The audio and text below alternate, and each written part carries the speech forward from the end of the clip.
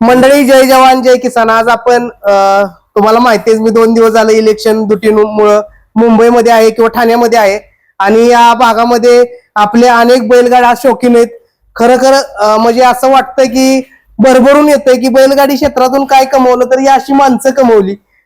या भागामध्ये मी आहे, नुसतं कळलं तर माणसं भेटायला येतात. सकाळपासून 100च्या आसपास लोक भेटून गेले असतील किंवा अनेक बैलगाडी मालक आहेत ते तर घरच्यांगतच आपल्या बरोबर म्हणजे वागणूक करत आहेत. खूप आनंद वाटला. तसंच एक नाव चर्चेमध्ये असणारा कुंभारखान पाडा आणि या दावणीची आता सुद्धा जातीवंत बैल पळतायत. तुम्ही बघू शकताय, परवा दिवशी वाठारचं महाराष्ट्र केसरीचं मैदान झालं. या महाराष्ट्र केसरीला सलग 3 वेळाचा मानकरी रुद्रा आणि त्यांचा टिटू असेल बिनजोड मध्ये. या बैलाचा आमच्या सातारा भागामध्ये एवढा दरारा होता आणि मुंबईमध्ये सुद्धा दरारा होता. आपण हे सर्व मंडळी यांच्या माध्यमातून या दावणीची थोडीशी मुलाखत घेऊया. दुटी संपल्यानंतर संध्याकाळचा वेळ भेटला बघा, अंधार पडलाय आणि या वेळेमध्ये आपण ही मुलाखत घेतोय. एक वेगळी मुलाखत तुम्हाला बघायला मिळेल. बैलगाडी शर्यत क्षेत्र असं क्षेत्र आहे की या क्षेत्रात आजकाल बघा, एखाद्या आमदारा खासदाराला तेवढ्या तालुक्यात किंवा तेवढ्या जिल्ह्यात ओळखतात, परंतु बैलगाडी शर्यत क्षेत्र म्हटलं तर 7 समुद्र पार ही बैल नाव करतात. बघू शकताय, टिटोय अनेक मैदान, अनेक बिनजोड गाजवलेले आहेत. काळ गाजवला आणि वय झालं तरी अंगात तेवढीच रग आणि धमक आणि बैल अजून ठेवलाय कसा बघा.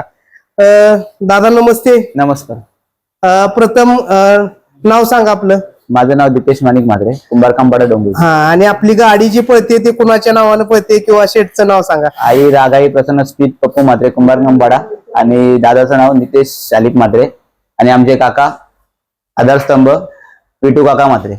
बघा, आज बैलगाडी शर्यत क्षेत्र आणि आज दावणीला, आज तर इलेक्शनचं धामधूम सगळीकडे चालू आहे, तरी पण बैलांच्या वरती एवढं लक्ष आहे. काय बैलगाडी शर्यत क्षेत्र म्हणजे काय? थोडं बैलगाडी क्षेत्राबद्दल बोलायचं तेवढं कमीच आहे. खूप काय शिकवतं माणसांना आणि खूप दोस्ती यारी कमवली बैलगाडी क्षेत्रातलं. आता तसं तुमचं तर नाव बैल करतायत, परंतु घाटावरती सुद्धा आमच्या गावा शेजारचं आराबवाडी म्हणून गाव आहे, त्या ठिकाणी बैल असतात. काय सांगताल तिकडचं सुद्धा थोडस? तिकडचं नियोजन करतात सुरुज सुकुंडे, विकास सुकुंडे, हे आमचे तिकडचे आधारस्तंभ आहेत. तिकडे रुद्रा, नंद्या, टिट्टू ही बैल कायम फायनल मध्ये ते ठेवतात, म्हणजे ठेवतात. एक मैदान गेला का दुसऱ्या मैदानाला रुद्रा तर 100% असतो. रुद्रा 808 नाव फेमसच आहे तिकडे. त्यानंतर आता हा झाला नंद्या, त्याने पण नाव चांगला गाजवला. 3 मैदानामध्ये 2 मैदान बैल वासरू फायनलला. आता हा नवीन घेतलाय नंद्या, गेल्या वर्षी घेतलाय. आता ते अजून आता किती फायनल वगैरे झालेत किंवा आता 2 फायनल झाले त्याच्या. परवा बघा महाराष्ट्र केसरीचं मैदान झालं, वाटाळचं 2 नंबर केला ना. हो, 2 नंबर. आणि सलग 3 वर्ष राहिला. 3 वर्ष राहिले. काय आनंद होता त्यावेळेस? त्यावेळेचा आनंद काय वेगळाच होता. आम्हाला हे पण नव्हतं, म्हणजे एक पैरा पहिले होत नव्हता. नंतर पैरा झाला अचानक, त्या बैलाने पण दाखवून दिला आपल्याला. आणि 3रा वर्ष सलग मारणं म्हणजे कठीणच आहे. बैलाने आपली इज्जत ठेवली त्या मैदानात. बैलगाडी शर्यत आता बघा, तुमचं व्यवसाय असतील किंवा काय असेल या ठिकाणी, किंवा आता बघितलं सगळा एरिया डेव्हलप व्हायला लागलाय, पण अशाच ठिकाणी तुम्ही बैल सांभाळताय. काय नक्की बैलगाडी शर्यतीतून मिळतंय किंवा काय? बैलगाडीत शर्यतीतला जो आनंद आहे तो वेगळाच आहे.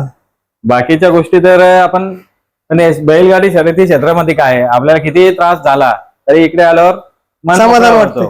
बघा, मी 2 दिवस दुट्टीला, काल पहिला पैसे गेले, मला बरं वाटलं. म्हणजे त्या म्हात्रेंच्या गोट्यावरती गेलो होतो, बरं वाटलं की बैल बघितल्यानंतर एक आनंद वाटतो मनाला.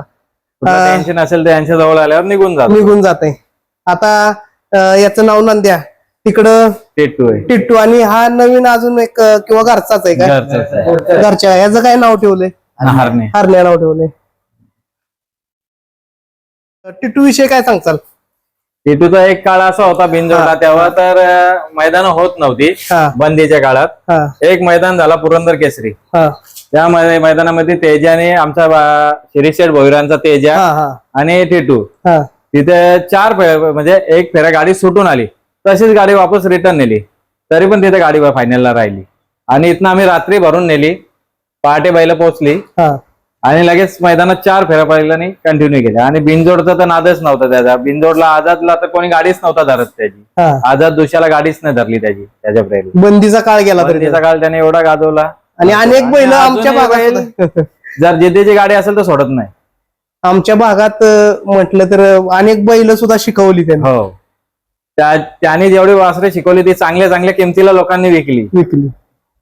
नक्कीच मित्रांनो, बघा बैलगाडी शर्यत आणि बैलगाडी शर्यत क्षेत्रातलं हे प्रेम, एवढा कामाची दगदग असताना सुद्धा सर्व मंडळी या ठिकाणी आली.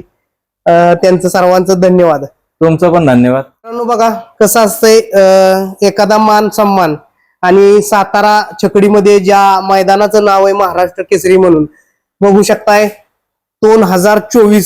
2024चा हा किताब मिळवलेला आहे रुद्रानं, महाराष्ट्र केसरीचा.